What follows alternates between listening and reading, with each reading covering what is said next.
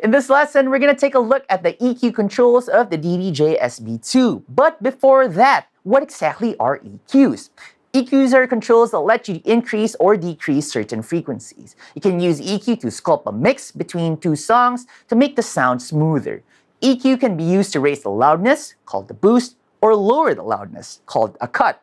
When you've got a 3-band EQ, like what you've got on the DDJ-SB2, you can think of that piece of music as being split into 3 parts. It has low frequencies, mid frequencies, and high frequencies. The high frequencies, or treble, is where you'd find bright stuff like hi-hats, cymbals, basically anything that has sizzles or has zing in a track.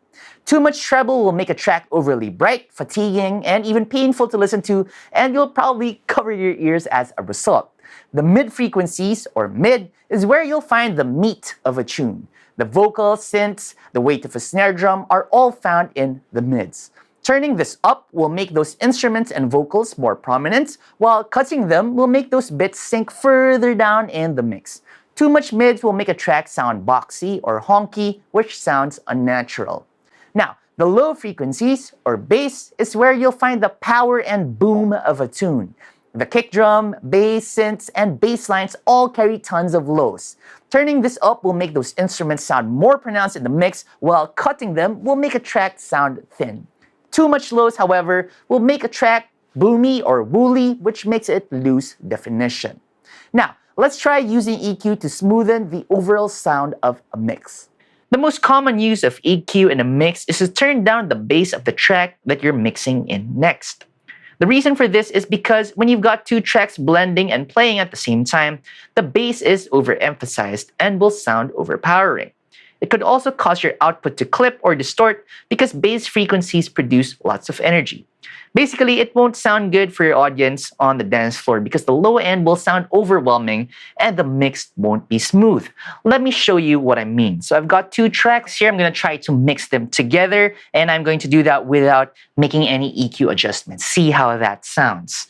So I am going to jump over to the outro of the track, which we placed in the last video. We placed a hotkey there. I'm going to move back. I'm going to hit play. And then I'm going to sync both of them up, and then I'm going to execute my mix. I already have my headphone cue set over here, so I can hear the deck on the right over in my headphones.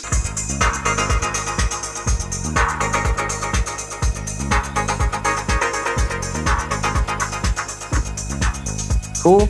Now I'm going to line up the beats.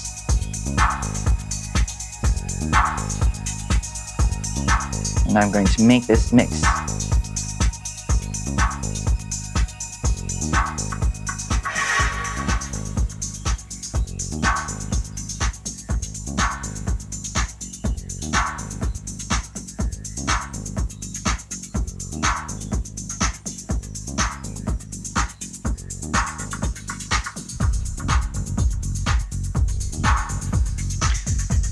So now we've got both songs playing together, and while it sounds perfectly beat mixed, meaning you've got the tracks, you got the beats lined up and the tempo is the same, it kind of sounds a little bit overwhelming, especially in the low end.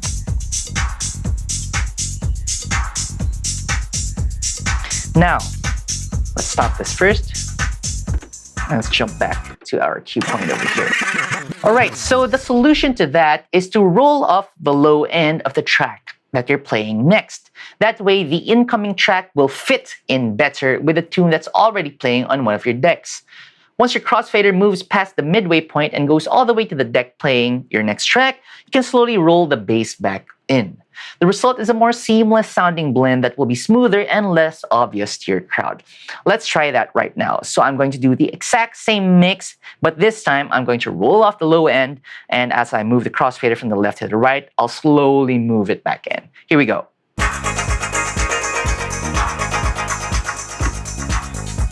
Okay, now I'm going to line up the beats. Okay, those sound good in my headphones. Now I'm going to roll off the bass. Now I'll slowly move the crossfader from the left to the right.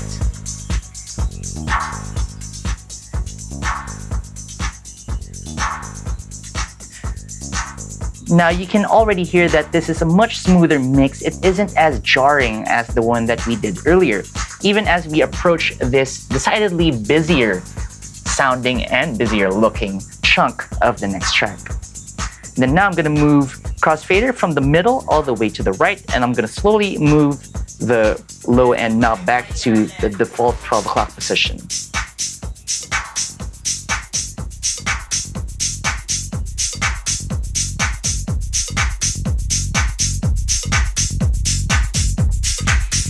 There you go, that's a smooth mix.